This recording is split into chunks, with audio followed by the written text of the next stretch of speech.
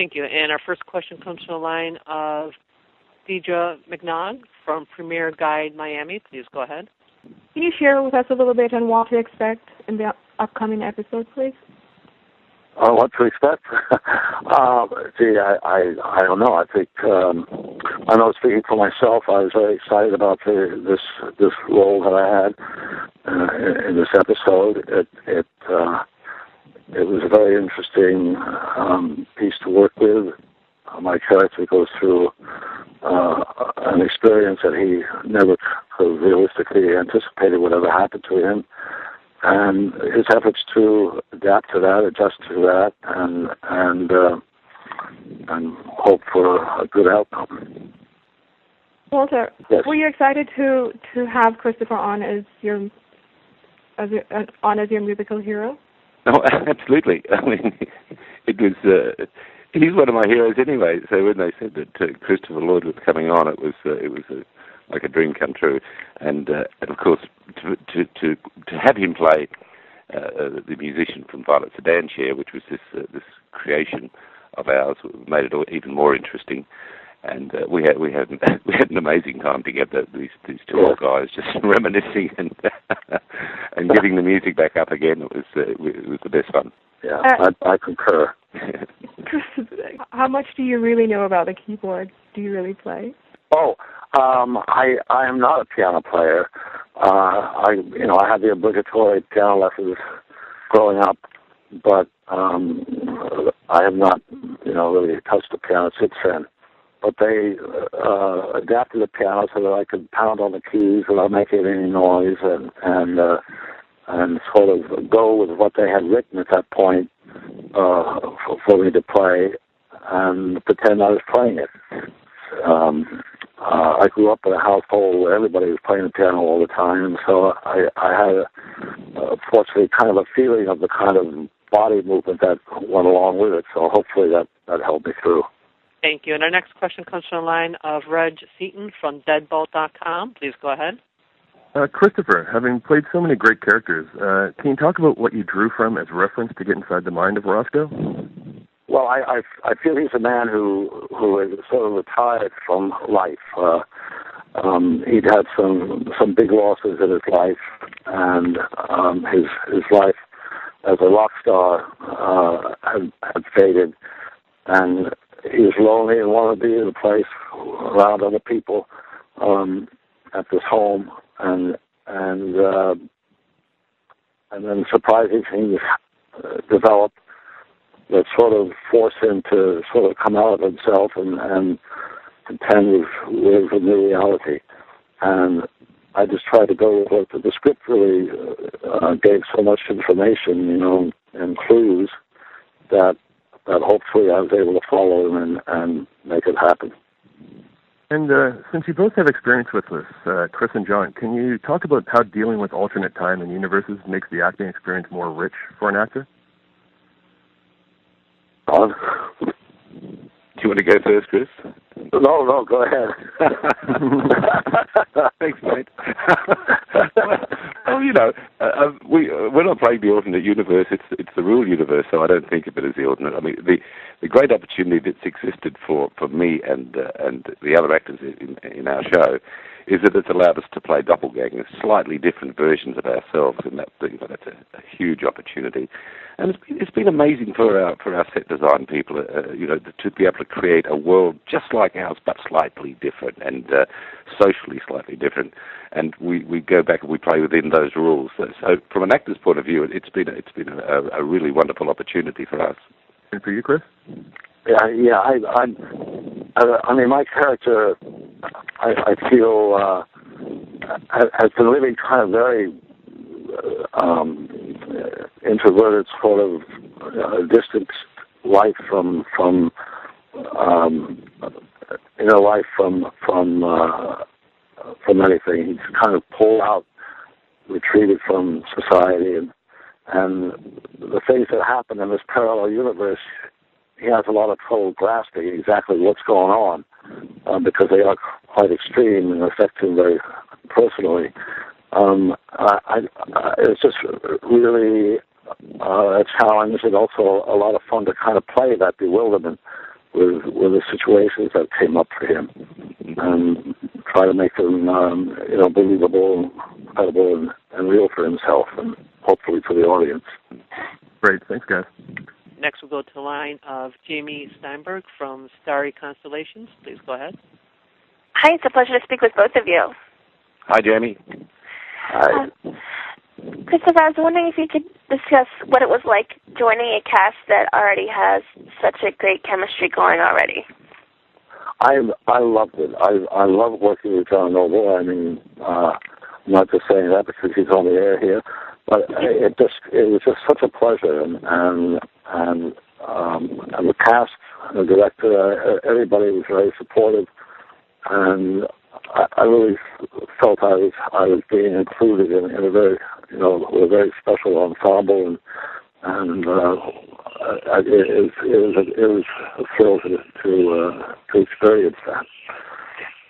And speaking from our point of view, it was we were all just pretty excited about having Christopher Lloyd join us, and he was just amazing. It had some huge scenes, and just hit it every time. We were so impressed and thrilled that he joined us. Oh, okay. And will we get the chance to see your character again, Christopher? I have no idea. Wouldn't that be wonderful, Chris? It would be wonderful. I would just I would just love that. Yeah. Great, thank you. Thank you. And next we'll go to the line of Katie Huddleston from Blaster.com. Please go ahead. Hi, it's Kathy Huddleston. Good day, Kathy. Hi, gentlemen. Morning. Thank you for doing this. Pleasure. John, this episode features the observers. How does the episode advance the mythology of the series, and what do we really have to look forward to this season? I think the observers have been that one thing since the beginning of Fringe that it's sort of kept it way out there. Who are these strange old people that appear everywhere?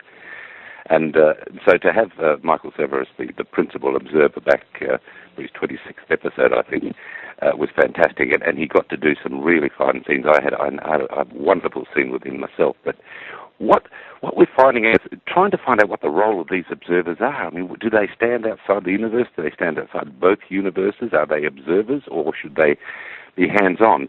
And I think what we've discovered is that if they do become hands-on at any stage, then they can wreck the natural order of things, and then they try to correct it. And one of the basic, the founding premises of Fringe is that because of the interference of an observer, we did rupture the two universes. We ruptured because one of them interfered in an issue. So it's really interesting to have them back in again, trying to repair the damage, trying to put things right.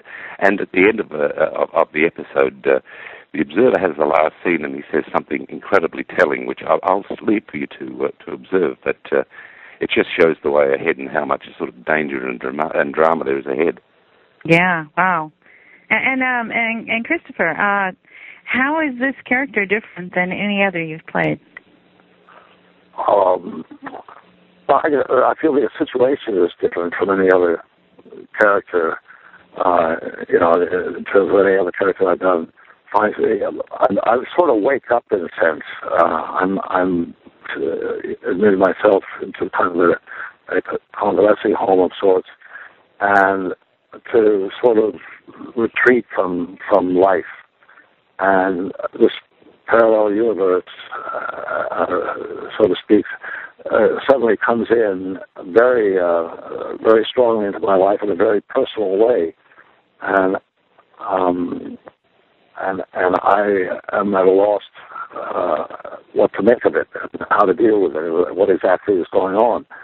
And like I say, John Noble's character, when we're in his laboratory, which has all kinds of apparatus and everything, what is this all about? Because I am confused and dismayed and kind of awed by it all. And I feel, for me, that the challenge of kind of coming to terms with that and creating that character and his new reality was very exciting, and And I love the script, and the people I was working with. That all helped to make it happen. Well, thank you, gentlemen. Thank you. Thank you. And our next question comes from the line of David Martindale from Hearst Newspapers. Please go ahead. Thank you. Hi. Question for John. Have you ever considered the possibility that Fringe's real universe, the one that you've spent most of your time in thus far, is in fact yet another alternate universe? Absolutely, yes, my friend. I know that's probably. I know that's probably a better question if we're all high, but.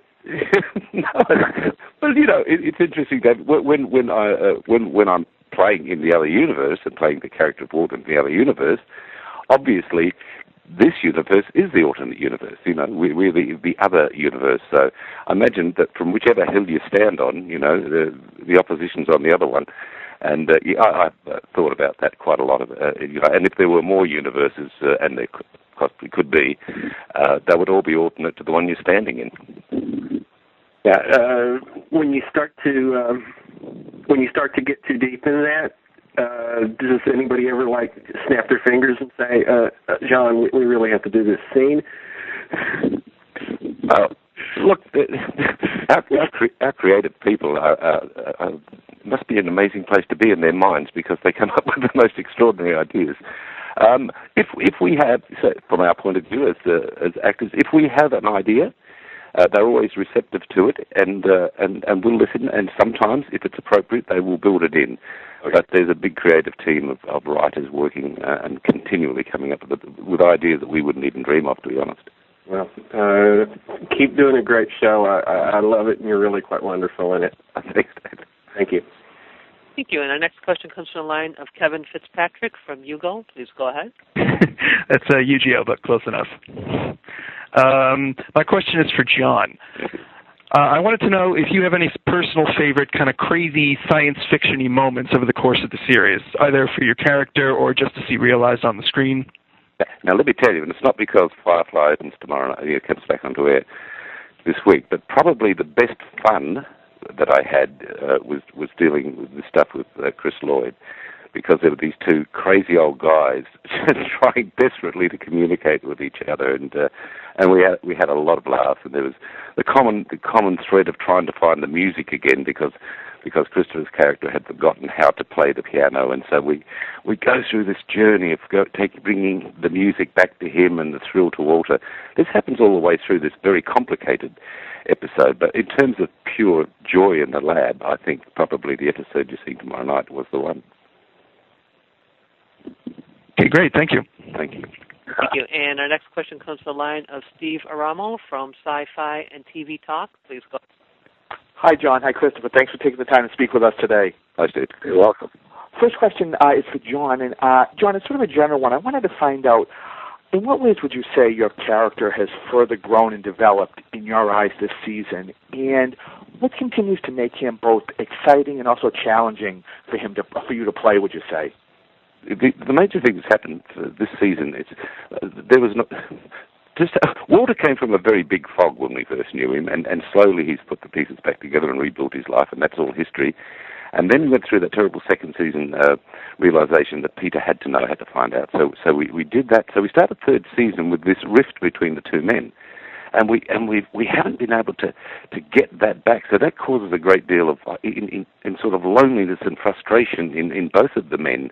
And but what's also happened is that the Walter has become conscious that the major problems that he faces, that he is actually incapable, or he thinks he's incapable of solving, because he's been ill, because he's had part of his brain removed.